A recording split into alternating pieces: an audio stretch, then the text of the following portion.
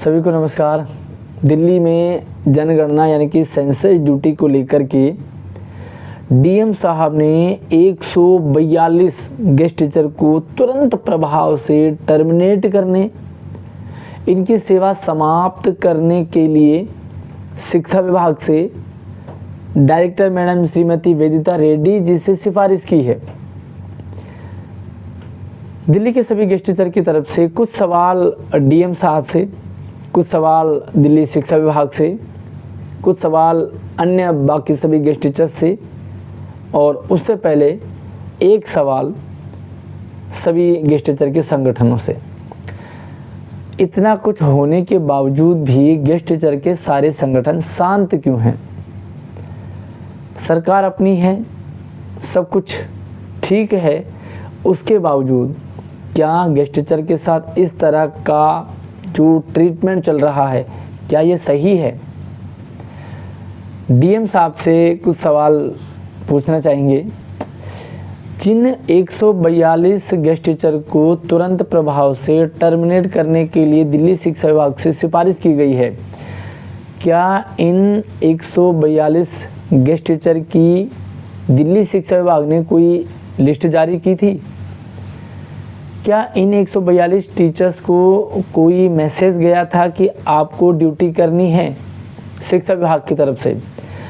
क्या इन 142 guest teacher को training में बुलाया गया था और ये नहीं गए थे?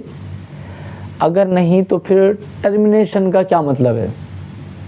भाई टर्मिनेशन का मतलब है कि इनको शिक्षा विभाग ने कहा कि आपको फलाने डेट में वहाँ ट्रेनिंग में जाना है, लेकिन ये नहीं गए, तो इनको हम कह सकते हैं कि इन्होंने अवहेलना की है।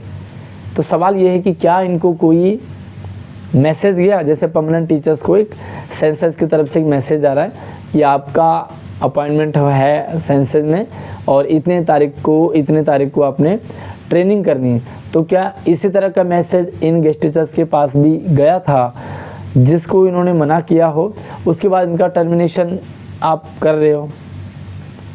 मेरे ख्याल से ऐसा कोई भी मैसेज किसी भी गेस्ट टीचर के पास नहीं गया है। तो फिर बिना मैसेज के कैसे हम ये कह सकते हैं कि ये ड्यूटी करने से मना कर रहे हैं? टर्मिनेशन का क्या मतलब है? दूसरा सवाल डीएम साहब से और दिल्ली शिक्षा विभाग को तो पता ही है कि गेस्ट टीचर की जहाँ भी जैसे भी ड्यूटी लगी है, आज तक का रिकॉर्ड है, सीबीएसई एग्ज़ाम में ड्यूटी लगती है गेस्ट टीचर की, सारे गेस्ट टीचर तुरंत अपनी सेवाएं देते हैं। सीबीएसई की बोर्ड कॉपी चेकिंग में हो, इवैल्यूएशन में हो, रिजल्ट बनाने में हो, जहां भी गेस्ट टीचर की जिस भी प्रकार से ड्यूटी लगी है, गेस्ट टीचर तुरंत तैनात रहा है आज तक। समर कैंप हो, चाहे वो बुनियादी क्लासें चल रही हो, चाहे जिस भी तरह की रेमेडियल क्लास हो, एक्स्ट्रा क्लास हो, सर्दियों में गर्मियों में, हर बार गेस्ट टीचर मौजूद रहा है। तो फिर इस बार गेस्ट टीचर मना क्यों कर रहे हैं? क्या कोई शिक्षा विभाग की तरफ से कोई ऐसा ऑर्डर आया है जिसके लिए मना किया हो गेस्ट टीचर ने? अगर नहीं तो फिर टर्मिनेशन का क्या मतलब है? जब सारी ड्यूटी गेस्ट टीचर दे रहे हैं तो यहाँ भी देंगे और यहाँ देने में कोई दिक्कत नहीं है। भाई ठीक है, गेस्ट टीचर जो है सीबीएसई की देते हैं, रेमेडियल क्लास लगती है, एक्स्ट्रा क्लास लगती है, समर कैंप लगता है, बुनियाद लगती है, जो भी कुछ लग रही है, जब सब में गेस्ट टीचर ड्यूटी दे रहा है तो फिर जनगणना में भला वो मना कैसे कर सकता है? क्योंकि किसी भी गेस्ट टीचर ने जहाँ तक दिल्ली शिक्षा विभाग के किसी भी ऑर्डर को मना नहीं किया और मना करता ही नहीं है कोई भी, तो फिर यहाँ पे टर्मिनेशन का क्या मतलब है? तीसरा सवाल डीएम साहब से कि क्या दिल्ली में जितने भी गेस्ट टीचर हैं सभी को जनगणना सेंसस ड्यूटी करना अनिवार्य है? और अगर ये ड्यूटी अनिवार्य है तो फिर गेस्ट टीचर से विलिंगनेस फॉर्म क्यों भरवाया जा रहा है? विलिंगनेस का मतलब तो सभी लोग जानते हैं। विलिंगनेस का मतलब होता है कि आप ड्यूटी करना चाह रहे हैं तो यस कीजिए, नहीं करना चाह रहे तो नो कीजिए कि मैं सेंसस की ड्यूटी करने के लिए तैयार हूँ, मैं सेंसस की ड्यूटी करने के लिए तैयार नहीं हूँ। अगर ये सबके लिए कंपलसरी है तो फिर विलिंगनेस फॉर्म स्कूल प्रिंसिपल वगैरह वगैरह क्यों भरवा रहे हैं? क्या ये एक तरफ एक तरफ आप कह रहे हो कि सबको ड्यूटी करना ज़रूरी है, तो दूसरी तरफ विलिंगनेस फॉर्म क्यों भरवा रहे हो? सबके लिए ऑर्डर निकालो ना, सबको कहो कि भैया सभी गेस्ट टीचर को ट्रेनिंग ज़रूरी है, ट्रेनिंग लेना ही लेना है, और जिन जिन टीचर्स के नाम आते हैं उनको ड्यूटी देनी है। तो सीधी सी बात है, गेस्ट टीचर मना नहीं करेगा। लेकिन एक तरफ तो आप विलिंगनेस फॉर्म भरवा रहे हो, आप विलिंग हैं भाई, ठीक है, हमसे पूछा जा रहा है कि आप क्या राजमा चावल खाना पसंद करोगे? हमने हाँ कर दी तो राजमा चावल आ गया, हमने मना कर दी तो नहीं आया। तो हमसे पूछा क्यों जा रहा है? अगर सब्जी ही एक बन रही है तो ये ऑप्शन क्यों रखा गया है? ऐसे में क्या ये गेस्ट टीचर को कन्फ्यूजन करने के लिए जानबूझ के इस तरह से किया जा रहा है? और अगर यहाँ पे गेस्ट टीचर को ड्यूटी करना कंपलसरी है तो फिर विलिंगनेस का क्या मतलब रहा, ये भी समझना जरूरी है। अगला है कि दिल्ली शिक्षा विभाग ने जिन गेस्ट टीचर को सेंसस ड्यूटी में अपॉइंट किया है या करना चाह रही है, या जितने गेस्ट टीचर की ज़रूरत लग रही है, उन गेस्ट टीचर की दिल्ली शिक्षा विभाग ने कोई लिस्ट जारी क्यों नहीं करी? भाई पब्लिक सर्कुलर में आते हैं, जब भी कोई गेस्ट टीचर रिलीव होता है उसको दोबारा से ज्वाइनिंग मिलती है तो पब्लिक सर्कुलर में नाम आते हैं कि भाई ये टीचर्स ज्वाइन होंगे। जब भी कहीं जाना होता है, कोई ट्रेनिंग वगैरह होती है, तो ट्रेनिंग के लिए भी पब्लिक सर्कुलर में सारा कुछ प्रोसीजर होता है। तो फिर क्या यहाँ पर गेस्ट टीचर के नाम से कोई सर्कुलर जारी क्यों नहीं हुआ जिसमें गेस्ट टीचर के नाम हो? गेस्ट टीचर के नाम हो, गेस्ट टीचर जाएंगे।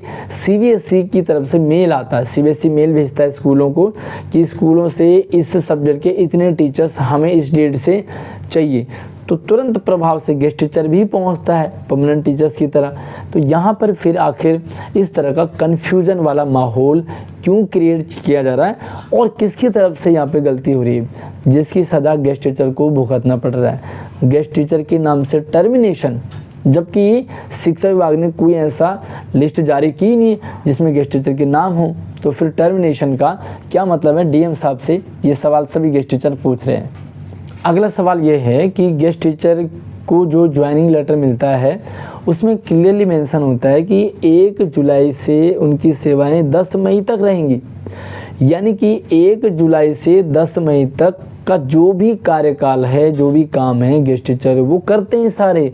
लेकिन 11 मई के बाद 30 जून तक गेस्ट टीचर के लिए ऑर्डर आता है कि आप डिसकंटिन्यू हैं।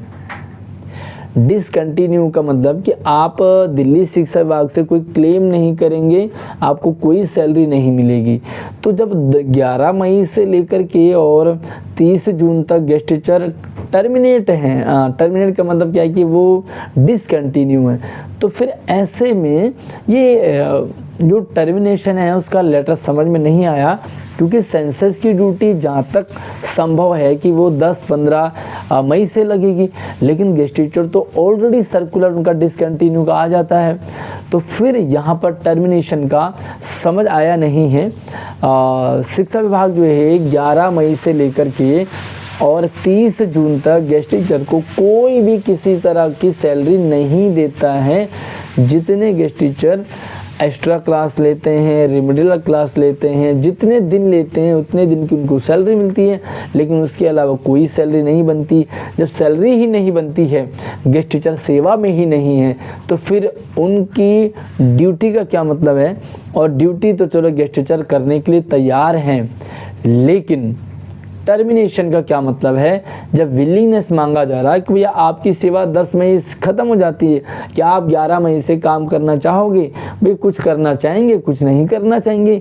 तो सीधी सी बात है, जो नहीं करना चाह रहे होंगे उनके लिए इस तरह का धमकी भरा मैसेज आखिर क्यों भेजा जा रहा है? क्या गेस्ट टीचर को इतना कमज़ोर समझा जा रहा है, या यूँ कहें कि जो कमज़ोर है उसे दबाते रहो, उसे कुचलते रहो, उसे धमकाते रहो, डराते रहो?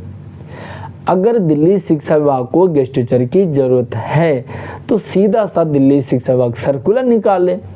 सर्कुलर में बकायदा कितने गेस्ट टीचर की ज़रूरत है वो मांगे। हर स्कूल से कभी हम बीच बीच में किसी ट्रेनिंग वगैरह में जाते हैं तो शिक्षा विभाग स्कूलों के मेल पर गेस्ट टीचर के नाम शिक्षा विभाग के पास हैं, तो वो शिक्षा विभाग से मांगता है स्कूलों से कि भाई हमें जो है इतने गेस्ट टीचर की ज़रूरत है, आप अपॉइंट कीजिए। तो शिक्षा विभाग प्रिंसिपल को मेल करता है, प्रिंसिपल भेजते हैं। तो यहाँ पर फिर आखिर ऐसा एक मिसकम्युनिकेशन क्यों रखा गया जिसके लिए गेस्ट टीचर को बाकायदा नाम आ रहे हैं, टर्मिनेशन वालों के नाम आ रहे हैं? क्या ये उनकी आत्मसम्मान पर ठेस नहीं पहुंच रही है? जब उनके नाम सारे लोग देख रहे होंगे तो क्या उन्हें इससे उनसे मानसिक वो आहत नहीं हुए होंगे? वह नाम आ रहा है कि इतने गेस्ट टीचर को टर्मिनेट किया जाए, शिक्षा विभाग ने तुरंत टर्मिनेट करें क्योंकि इन्होंने अपनी ड्यूटी ना करने के लिए ड्यूटी नहीं कर रहे हैं, जबकि विलिंगनेस मांगा जा रहा है। तो या तो विलिंगनेस मत मांगो, और विलिंगनेस मांग रहे हो तो फिर इस तरह अवहेलना का कोई भी मतलब नहीं है। सीधी सी बात है कि जो ये इस तरह के जनगणना वगैरह हो रहे हैं या जो भी जब चुनाव वगैरह होते हैं तो चुनाव में ड्यूटी लगती है, तो वहाँ पर भी मैक्सिमम जो है परमानेंट टीचर्स की ड्यूटी लगती है। जनगणना में भी आज तक का रिकॉर्ड है परमानेंट टीचर्स की ही ड्यूटी लगती है। लेकिन क्योंकि गेस्ट टीचर शिक्षा विभाग का हिस्सा रहा है और कंधे से कंधा मिलाकर काम करता आया है, मना नहीं करेगा कोई भी गेस्ट टीचर, तो दिल्ली शिक्षा विभाग क्लियरली सर्कुलर जारी करें। लेकिन यहाँ पे जो गृह मंत्रालय का जो मैसेज आया था शिक्षा विभाग के लिए, लेकिन उसके बाद शिक्षा विभाग ने कोई भी सर्कुलर पब्लिक नोटिस में जारी नहीं किया, जिसके कारण एक कन्फ्यूजन वाला माहौल बना हुआ है। भाई गेस्ट टीचर जब 11 मई से और 30 जून तक सेवा में नहीं रहता, जब उसको सैलरी नहीं मिलती, तो हर गेस्ट टीचर अपनी अपनी प्लानिंग करता है, किसी को कहीं जाना, किसी को कहीं जाना, किसी को कुछ देखना होता है। अगर परमानेंट टीचर जो है वो 12 महीने सेवा में रहते हैं, उनको 12 महीने की सैलरी मिलती है, तो वो कुछ भी ऑर्डर आता है तो उनको पालन करना पड़ता है क्योंकि सैलरी मिलती है। लेकिन यहाँ पे जब गेस्ट टीचर को इस तरह का कोई सैलरी का प्रावधान नहीं है, तो फिर उनके साथ क्या इस तरह की ज़बरदस्ती की जा सकती है और क्या इस तरह की ज़बरदस्ती करना सही है? शिक्षा विभाग गेस्ट टीचर को 11 मई से 30 जून तक बेरोज़गार कर देता है, बेरोज़गार घोषित कर देता है। इस दौरान वो सब्जी बेच रहे हैं, वो अपनी दूसरी मजदूरी कर रहे हैं, वो कहाँ से अपने घर का गुजारा कर रहे हैं, दिल्ली शिक्षा विभाग कोई भी ध्यान नहीं देता। क्या ये सारी चीज़ें डीएम साहब को नहीं दिखती होगी? क्या डीएम साहब को इस बात के लिए पहल नहीं करनी चाहिए थी? अच्छा होता कि डीएम साहब ये कहते कि शिक्षा विभाग से कहते कि भैया हमें इतने गेस्ट टीचर की ज़रूरत है और इनके लिए पब्लिक सर्कुलर निकालो, ऑर्डर निकालो भैया, सीधी सी बात है, और शिक्षा विभाग पर जोर लगता। लेकिन शिक्षा विभाग पे जोर नहीं लग रहा, बस कमज़ोर दिखे गेस्ट टीचर और उन्हीं के ऊपर आप इस तरह का करो। लेकिन जब 11 मई से 30 मई तक बेरोज़गार होकर की कोई सैलरी नहीं मिलते हैं, तो क्या गेस्ट टीचर फ्री में जनगणना करेंगे? फ्री में? अच्छा, सेंट्रल गवर्नमेंट की तरफ से 9,000 रुपये जो मिलते हैं, तो क्या वो 9,000 गेस्ट टीचर के लिए सफिशेंट हैं? उस 9,000 में मान लीजिए उनको अपने घर का किराया देना होता है, अपनी फैमिली के साथ रहते हैं, पूरा महीना लगभग लग जाता है, साथ में उनको खाना पीना सारी चीज़ें हैं, आना जाना है, क्योंकि जो ड्यूटी है वो बाहर लगेगी, इतनी ज़्यादा गर्मी है तो वहाँ पे उसको खाना पीना भी होगा, पानी लस्सी वगैरह ये सारी चीज़ें। तो इसके अकॉर्डिंग 300 रुपये जो 400 रुपये पर डे हैं, तो क्या 100-200 रुपये आना जाना किराया हो गया और 100-200 रुपये खाना पीना हो गया, तो गेस्ट टीचर अपनी जेब से लगा के क्या ऐसी ड्यूटी करेगा?